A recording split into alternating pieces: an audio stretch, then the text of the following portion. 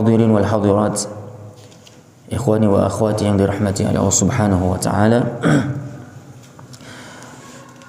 Di dalam salah satu firman Allah Subhanahu wa taala yang terdapat dalam Al-Qur'anul Karim,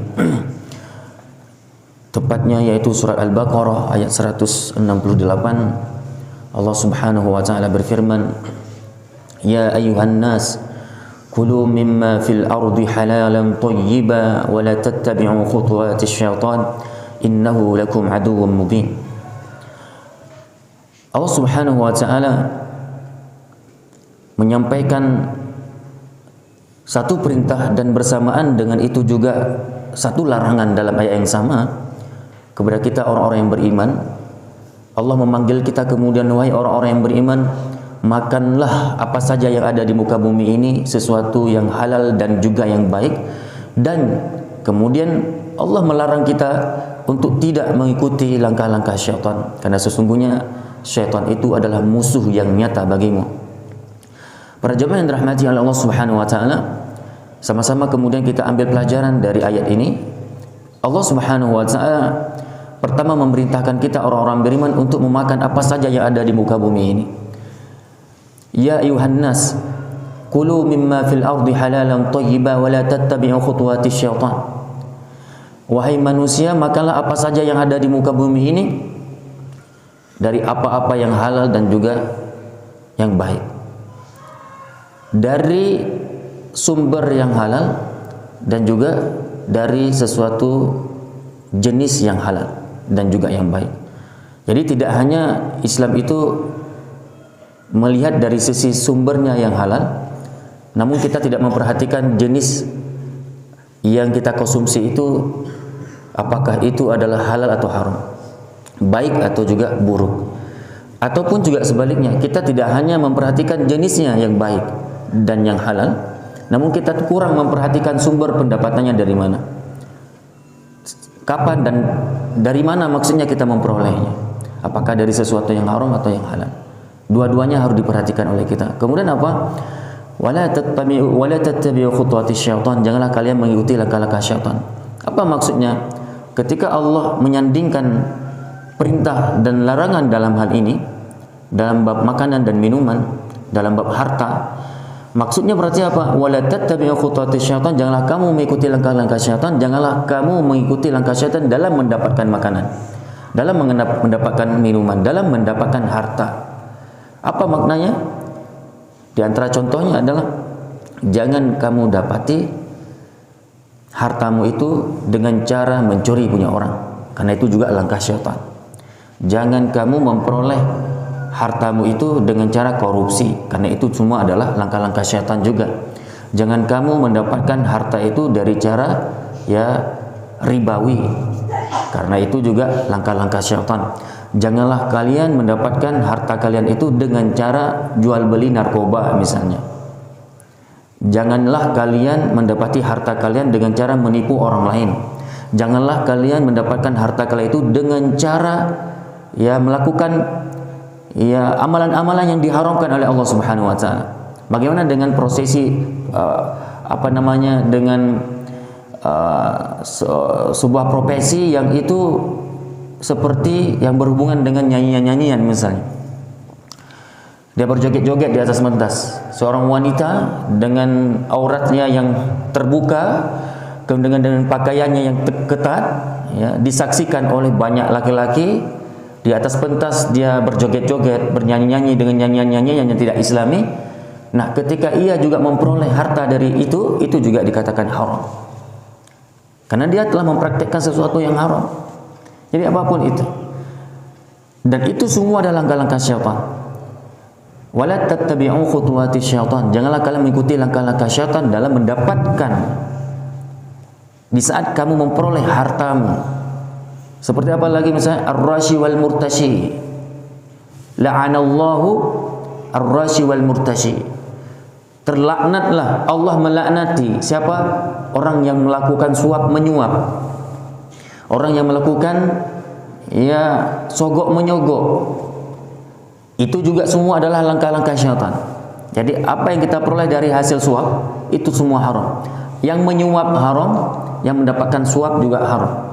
Maka kalau kita misalnya ASN, kita ingin masuk pegawai negeri tapi dengan cara menyogok, kita masuk polisi dengan cara menyogok, kita masuk tentara dengan cara menyogok, maka mukaddimah dari profesi kita itu, mukaddimah dari pekerjaan kita itu berarti haram, dan setelahnya haram selalu dan selalu haram. Jadi apa yang kita peroleh hasilnya dari pekerjaan kita itu, ya gaji yang kita peroleh ketika kita jadi seorang polisi, gaji yang kita peroleh di saat kita menjadi seorang tentara, gaji yang kita peroleh ketika kita masuk perusahaan tertentu, gaji yang kita dapatkan ketika kita menjadi seorang pegawai negeri, tapi dengan hasil dari mukaddimah kita mendapatkan profesi itu dengan cara yang haram, yaitu sogok menyogok, maka gaji-gaji itu juga ikut haram. Dan apa yang kita bawa pulang ke rumah itu membahayakan istri dan anak-anak kita. Saudaraku yang rahmati Allah Subhanahu wa taala, apakah ada pengaruhnya itu kepada ibadah bagi yang mengkonsumsi yang haram? Sangat besar pengaruhnya. Dia nanti akan lemah dalam beribadah. Orang yang sering memakan yang haram, dia sulit dan tidak terdorong untuk berbuat baik. Malah yang terdorong hanya untuk berbuat yang haram-haram. Jadi tubuh kalau sudah mengkonsumsi yang haram, maka dia akan terdorong selalu untuk melakukan yang haram-haram. Allah Subhanahu wa taala berfirman, ya ayyuhar rusul, kulu minat thayyibat wa'malu salihah inni bima ta'maluna alim. Dalam Quran surat Al-Mu'minun ayat 51, Allah Subhanahu wa taala berfirman apa? Wahai para rusul, makanlah yang baik-baik. Maksud makan yang baik-baik apa? Dua maknanya, makan dari sumber hasil yang baik, kemudian makanlah dari jenis-jenis yang baik, halal dan baik. Kemudian apa? Allah kemudian memerintahkan dan beramal solehlah. Wa'malu salihah. Ya ayyuhar rusul kulu minat thayyibat, makanlah dari yang halal dan baik dan dari jenis-jenis yang halal dan baik. Wa'malu salihah, dan beramallah amalan yang soleh. Inni bima ta'maluna alim. Inni bima ta'maluna alim, sesungguhnya kami mengetahui apa yang engkau lakukan. Nah, Ibnu Katsir ya, ketika menjelaskan ayat ini, beliau menyampaikan satu pemahaman yang luar biasa, pelajaran yang indah untuk kita semuanya. Allah Subhanahu wa taala pada ayat ini memerintahkan para rasul alaihimussalam untuk memakan makanan yang halal dan beramal soleh. Setelah Allah perintahkan untuk memakan makanan yang halal, kemudian diperintahkan dalam bersamaan waktu disandingkan perintahnya untuk beramal soleh. Menyandingkan dua perintah ini, yaitu perintah pertama untuk mengkonsumsi yang halal dan perintah kedua dalam ayat yang sama disandingkan, yaitu untuk beramal soleh. Ini kata Ibnu Katsir apa? Mengisyaratkan bahwa makanan halal adalah yang dapat menyemangati nanti, yang dapat membuat kita semangat dan terdorong mudah untuk melakukan amal-amal soleh. Hukum timbal balik dari ayat ini, orang yang sering mengkonsumsi yang haram, maka apa yang terjadi? Biasanya akan berefek kepada lemahnya ibadah. Sulit dia dalam menghafal Quran kalau dia masih dalam keadaan menuntut ilmu. Di saat dia sedang menghafal Quran, dia sulit menghafal Quran. Kenapa sulit menghafal Quran? Coba kita introspeksi diri. Mungkin orang tua kita ataupun bahkan kita masih mengkonsumsi yang haram. Kita orang tua, kenapa sih sangat sulit untuk bangun subuh misalnya? Kenapa kita berat untuk bangun subuh? Berat, jangankan untuk melakukan tahajud, untuk sholat subuh yang wajib saja kita berat misalnya. Kenapa kita ini langkah kaki ini kayak berat menuju masjid untuk menegakkan sholat 5 waktu misalnya? Kok kita berat untuk membaca satu lembar Al-Quran? Kenapa kita sih berat untuk melakukan apapun amal kebajikan yang lain? Mungkin yang membuat berat untuk beramal soleh adalah makanan haram yang sudah terpenuhi dalam tubuh kita ini. Daging ini sudah tumbuh dengan yang haram. Saudaraku yang dirahmati Allah Subhanahu wa taala, maka perlu kita berhati-hati masalah makanan ini. Sangatlah kita harus berhati-hati masalah harta ini. Jangan sampai kita membawa pulang ke rumah kita dari sumber dan dari satu jenis dari jenis-jenis yang haram. Ada satu hadis yang mana Rasulullah juga menyampaikan, la ya'tiyanna 'alan nasi zamanun la yubali al-mar'u bima akhadha al-mala amin halalin amin haramin. Akan datang suatu zaman di mana manusia itu, ini bahagian daripada tanda-tanda kiamat saudaraku. Di antara fenomena bahwa kiamat itu sudah mulai sangat dekat. Fenomena yang terjadi apa? Diberikan tanda-tanda akan datang suatu zaman di mana manusia tidak lagi peduli, tidak mau menghiraukan, tidak lagi peduli dari mana mereka mendapatkan harta. Apakah itu dari yang haram ataupun dari yang halal, nggak mau tahu. Pokoknya asal sikat. Gitu.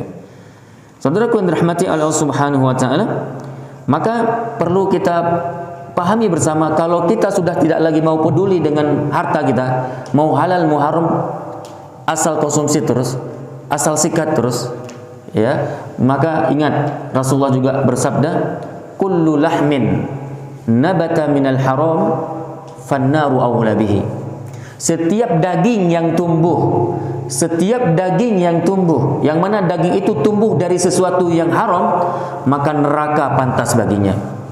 Dalam hadis yang lain, Rasulullah SAW bersabda, la yadkhulul jannah lahmun nabata minas suhud fannaru awla bihi.